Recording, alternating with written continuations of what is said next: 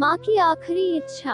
एक बार एक बूढ़ी माँ को उसके बेटे ने एक वृद्ध आश्रम में ले जाकर छोड़ा।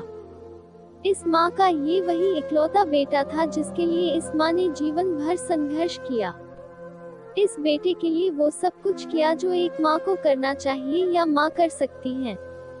और आज भी अपने बेटे को किसी भी तरह की परेशानी ना हो इसलिए आश्रम में रहने के लिए भी तैयार हो गई।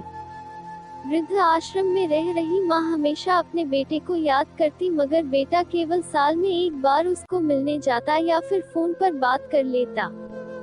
कई साल बीत गए। वृद्ध आश्रम से बेटे को एक दिन फोन आया। उन्होंने कहा, बेटा जल्दी से आश्रम आके अपनी माँ से मिल लो, वो बहुत सीरियस है।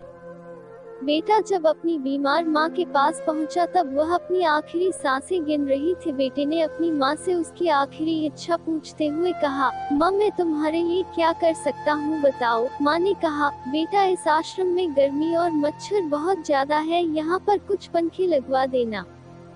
फ्रिज ना होने की वजह से यहाँ पर हम बूढ़ों को कई बार भूखे पेट ही सोना पड़ता है, क्योंकि किसी ने दिया हुआ खाना खराब होने से नहीं बचा पाते।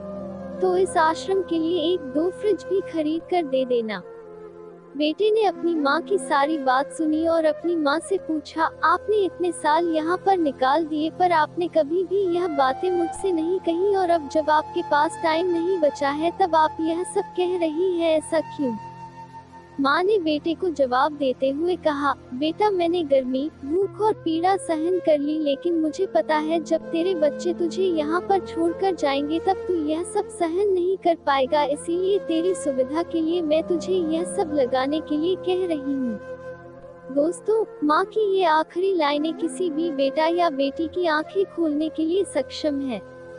इतिहास हमेशा अपने आप को दोहराता है। अगर आप चाहते हैं कि आपके साथ अच्छा व्यवहार हो तो आपको भी दूसरों के साथ वैसा ही व्यवहार करना पड़ेगा।